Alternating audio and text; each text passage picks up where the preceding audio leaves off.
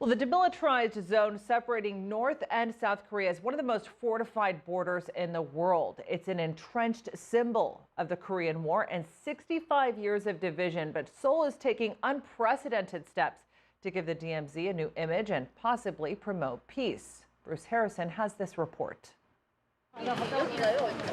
The last time Park Jong-soon was here at the Korean demilitarized zone, he had no choice. Actually, I served in the military at the border. This is nothing new for me.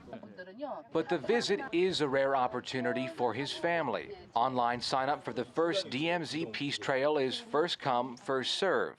South Korean soldiers lead 20 people at a time through the easternmost part of the border. Guides paint a folksy picture of serenity in what is one of the most heavily militarized borders in the world.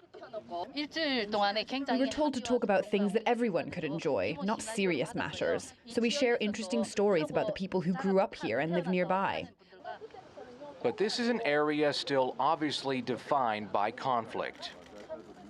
Behind me is North Korea, and for decades, soldiers were only able to step foot in the areas that now make up the DMZ peace trails. The government now hopes that that project and others eventually encourage greater cooperation and ultimately peace on the Korean Peninsula. North and South Korea agreed last year to develop the DMZ into a peace zone amid improved ties. But stalled talks between the U.S. and North Korea are limiting Seoul's options. Unfortunately, after the rupture of the Hanoi summit, there has been a lull in the inter-Korean relationship. International sanctions block South Korea from improving economic ties with the North. Seoul wants to connect railways across the border and restart joint businesses. For now, those plans are all off in the distance. Although this is our land, this is somewhere we cannot freely visit. It feels bizarre. It makes me both happy and sad to come here. The tours offer new views to the South Korean public, but there's no guarantee dusty trails will build trust with North Korean leader Kim Jong-un. Meanwhile, China's President Xi Jinping is heading to North Korea to meet with Kim Jong-un. China is North Korea's only ally and a major supplier of aid that the country depends on. Both countries are currently at odds with the U.S. and China over trade, and North Korea has so far failed to budge on denuclearization talks. For more on their visit, let's go to Bruce Harrison, who is tracking the story for us in Seoul. Bruce, state media is saying that the president is already on his way to Pyongyang. What are the two leaders going to be discussing?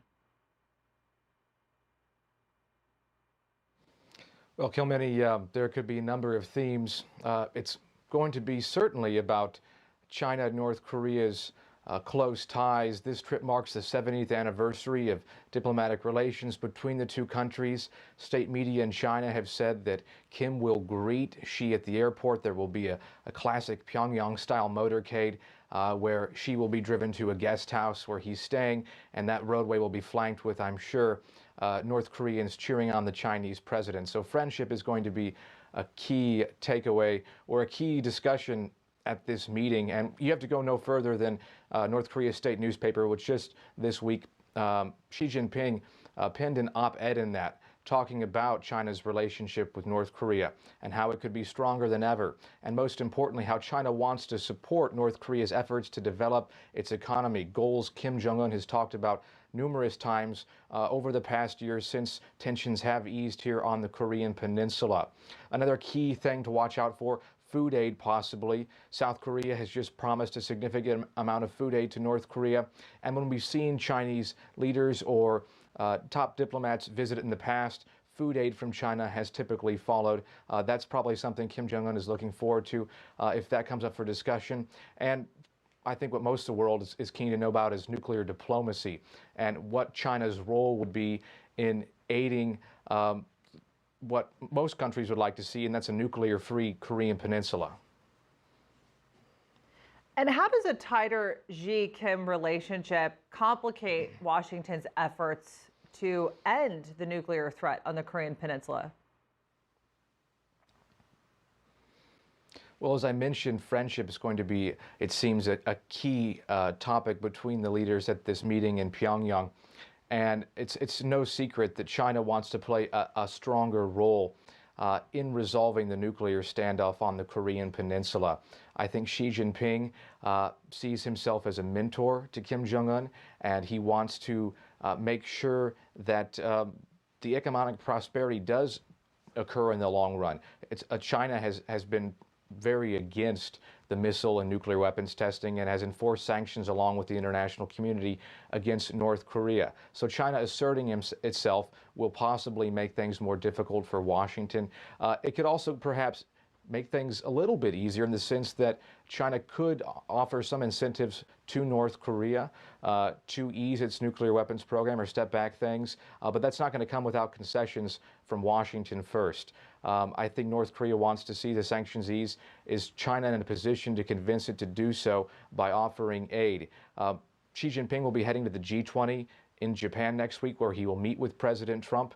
It's unlikely he's going to be able to take any direct concessions from North Korea, but there certainly is negotiating going on because China wants to see this trade war with the United States slow down. Higher tariffs against Chinese products would be very bad for China right now. Can Xi Jinping leverage the nuclear issue in a way to slow down that trade war? I think that's what a lot of people are looking to find out down the road.